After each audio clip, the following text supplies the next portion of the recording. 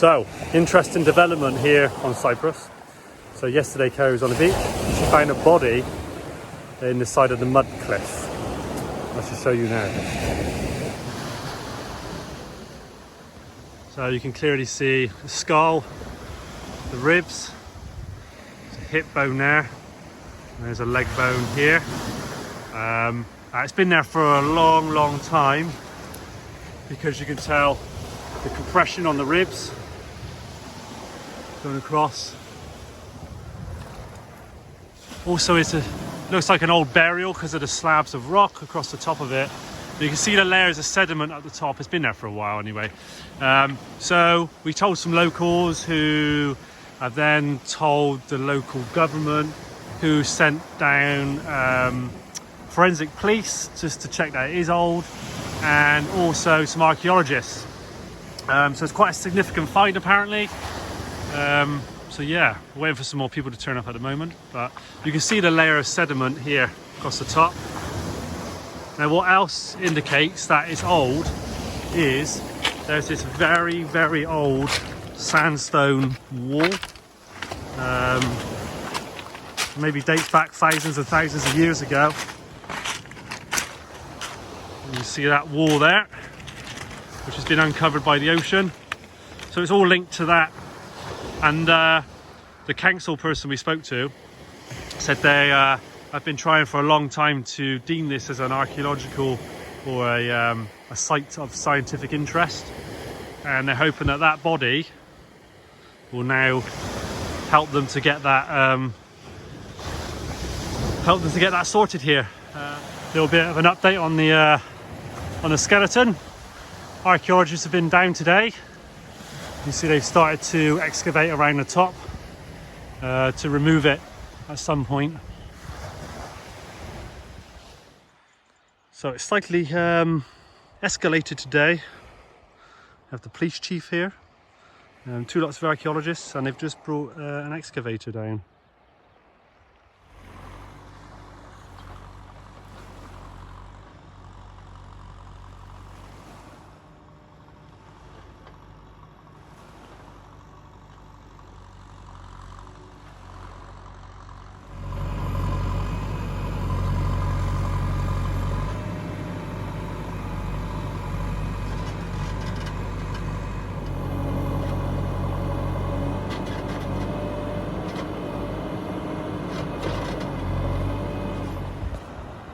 Okay, so they've finished now. I popped down a few times today. Turns out it's medieval, maybe 500 years. However, interestingly, above the grave they found a Neolithic axe head and hammer, which they reckon has shifted down from the mountainside through subsidence, etc. But they're saying the wall, the sandstone wall, is the boundary of an old medieval cemetery. So apparently there's lots more work to be done. But interesting. Again, well done you. Thanks, it's really cool. Yeah, good find.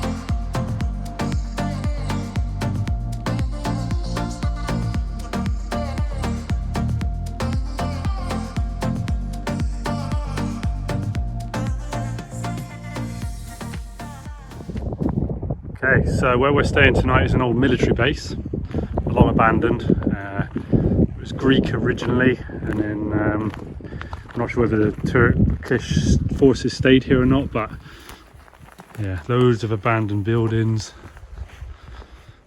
nice little coves.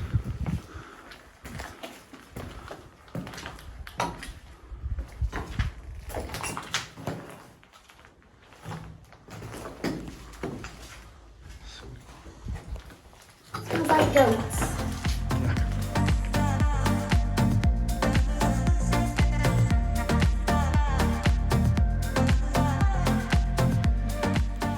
In the mountains of northern Cyprus, you'll find many abandoned monasteries with little to no specific history available, but it is obvious from the ruins that this was once an important building.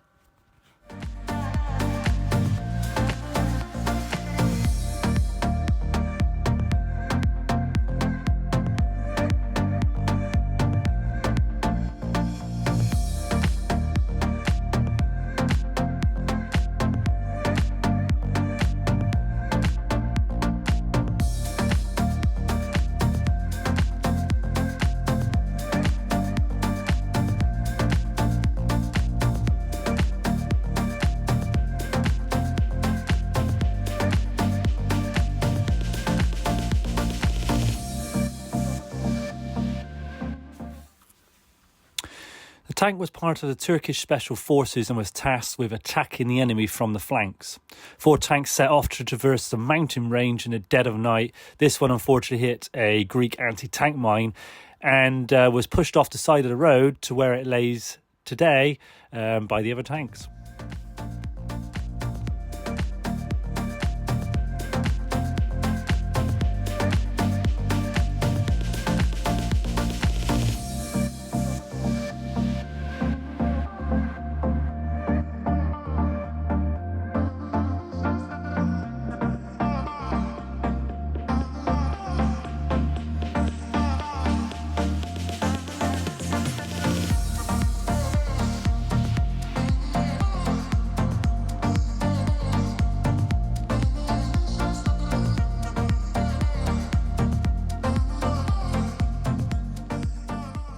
Koracham is one of 4 traditionally Maronite villages in Cyprus, whose ancestors migrated from Lebanon and speak a dialect of Turkish, Arabic and Greek, known as Cypriot Arabic. Just for reference on just how small this place is. Actually, swap.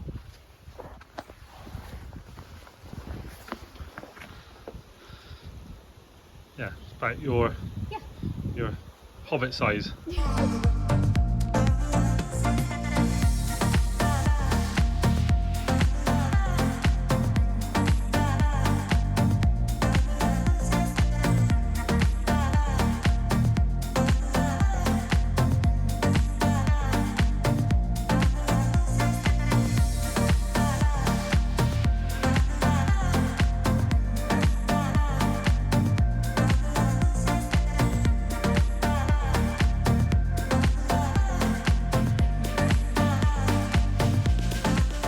So, what we forgot completely, until someone said good morning to us in Greek, is they speak Greek here.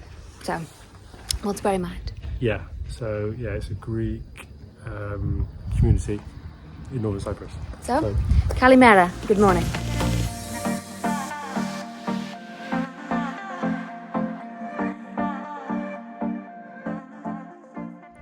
Okay, so this park up, albeit beautiful, is very out of the way. It's one of the worst that we've seen for litter, to be honest. It's so bad, and it's all just washed in off the ocean.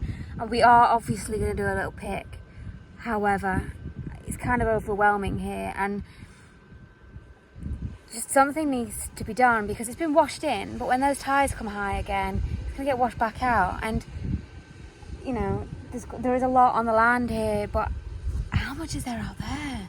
Good morning from our increasingly beautiful park up, as we have already started this morning collecting some of the rubbish. I'll show you. So we're reusing some of the plastic. In here we have got just bottle tops, lighters, more small plastics, microplastic type stuff, plastic bottles and half a bag. We're going to carry on with that now. We're also going to get some of the bigger bits.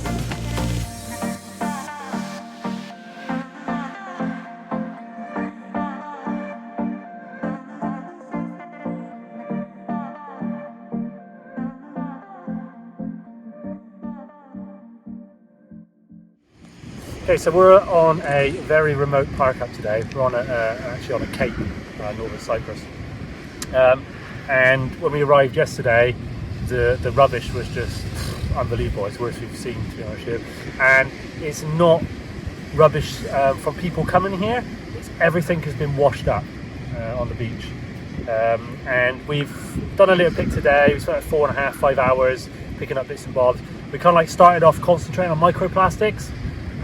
So we've filled up these with bottle tops and smaller pieces. Bigger stuff in the bags. And then over here, we picked up all the big bits in the vicinity. Obviously we can't pick up everything and we can only take so much out, and that's our problem. All this will go up on the roof rack, but because it's a wobbly path, it'll all fall over, so we can only take so much. But we're going to drop a pin for the local community to try and come and pick that big pile up. Now whenever you do a pick, there's always something that you spot a lot of, and in particular this one, although bottle tops because they're everywhere, is lighters. I have never seen so many disposable lighters, and I'm just going to pour this out for you, right? And this is just in this small area around here. You know, we're talking maybe 100 meters by 20 meters, okay? And there's still more because we can't pick them all up.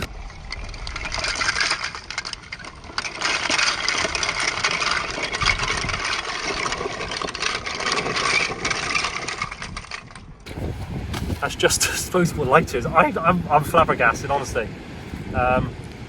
Disposable lighters.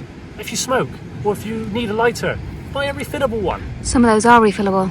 Well, some are refillable, yes, but you know, disposable ones, knock them on the head. Refillable, it's simple.